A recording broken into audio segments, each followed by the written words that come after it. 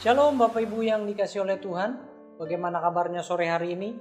Saya percaya dan saya terus berdoa agar kita selalu sehat, selalu di dalam penyertaan dan perlindungan Tuhan di sepanjang hari, bahkan sore sampai hari ini. Hari ini saya akan melanjutkan pembahasan kita mengenai Amsal kehidupan. Kalau beberapa waktu yang lalu sampai di Amsal kehidupan pada bagian yang ke-16, hari ini kita akan masuk ke dalam Amsal kehidupan pada bagian yang ke-17, dan kita ambil di dalam Amsal pasal yang ke-17 ayat ke-13 sampai yang ke-14. Saya akan membacakannya untuk kita semua. Demikianlah firman Tuhan. Siapa membalas kebaikan dengan kejahatan, kejahatan tidak akan menghindar dari rumahnya.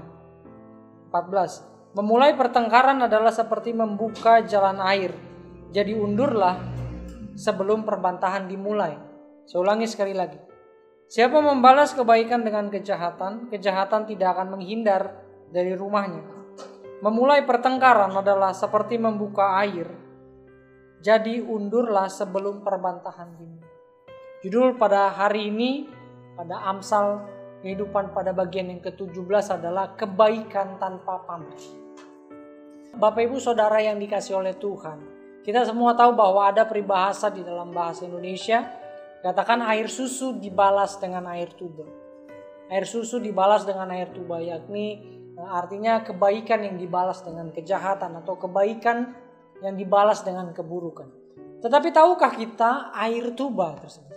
Dan saya mencari kata pengertian daripada air tuba adalah apa itu tuba? Tuba itu adalah jenis tumbuhan dari Asia Tenggara yang biasa digunakan untuk racun ikan.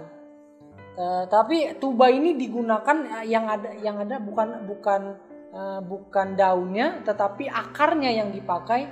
Ya, ketika akarnya digali, diambil, terus dikeringkan 3-4 hari kemudian ditumbuk, lalu dicampur dengan air yang akan menghasilkan cairan yang seperti susu. Nah, itu pengertian daripada air tuba. Jadi ini sejenis tumbuhan dan akarnya ini dipakai untuk digunakan sebagai racun ikan. Dan ketika ikan melewati air tersebut atau makan sesuatu dari air yang sudah dikasih racun tersebut, ikan akan gampang ditangkap dan kemudian akan mati di sana. Dan percayalah, kita tahu bahwa air susu dibalas air tuba. Kebaikan yang berbalas dengan kejahatan. Atau bisa dikatakan gini, cinta yang berbalas dengan dusta. Atau harapan yang berbalas dengan kenyamanan tanpa masa depan. Jadi lebih baik diam dengan rasa sayang daripada tersakiti tanpa harapan. Bapak Ibu yang dikasih oleh Tuhan, saudaraku yang dikasih oleh Tuhan. Yesus mengajarkan dalam Lukas pada pasal yang ke-6 ayat 27 sampai yang ke-30 dikatakan demikian. Tetapi kepadamu yang mendengarkan aku, kata Yesus, aku berkata, kasihilah musuhmu, berbuatlah baik kepada orang yang membenci kamu. Mintalah berkat bagi orang yang mengutuk kamu, berdoalah bagi orang yang mencaci kamu. Barang siapa menampar pipimu yang satu, berikanlah juga kepada pipimu yang lain. Dan barang siapa yang mengambil jubahmu, biarlah juga ia mengambil bajumu. Ayat 30. Berilah kepada setiap orang yang meminta kepadamu, dan janganlah meminta kembali kepada orang yang mengambil punyamu. Dan sebagaimana kamu kehendaki supaya orang perbuat kepadamu, perbuatlah juga demikian kepada mereka. Bapak Ibu yang dikasih oleh Tuhan, jelas Yesus mengajarkan tentang kebaikan tanpa pamrih di dalam Injil Lukas pada pasal yang ke-6.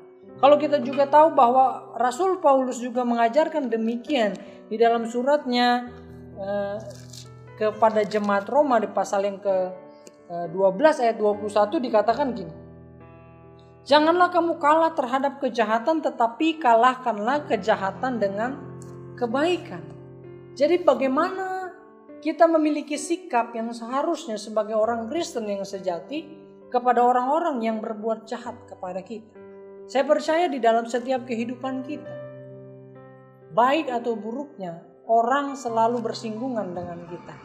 baik orang yang terdekat sekalipun atau orang-orang yang baru kenal dengan kita. Itu selalu bisa bersinggungan dengan kita. Lalu bagaimana sikap kita seharusnya sebagai orang Kristen ketika orang lain berbuat jahat kepada kita?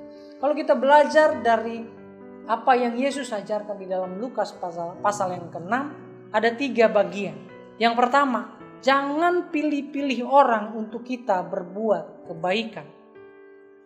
Yang kedua, tetap berikan yang terbaik yang bisa kita lakukan kepada orang yang berbuat jahat kepada kita. Yang ketiga, lakukan semuanya kebaikan yang mau kita lakukan kepada orang yang berbuat jahat kepada kita, itu semua karena Tuhan. Jadi Bapak Ibu yang dikasih oleh Tuhan, sikap kita seharusnya demikian. Kalau mau berbuat baik kepada orang, jangan pernah pilih-pilih orang. Biasanya kita sebagai orang Kristen atau sebagai orang yang percaya, kita punya moto begini. Orang dunia punya moto begini, Bapak Ibu yang dikasih oleh Tuhan. Motonya orang dunia gini, kalau dia bisa baik, saya akan lebih baik. Kalau dia jahat, saya akan lebih jahat kepadanya. Itulah moto-moto orang dunia. Tetapi Yesus katakan bahwa jangan membalas kebaikan dengan kejahatan. Jelas sekali, jangan memilih-milih orang untuk kita berbuat kebaikan.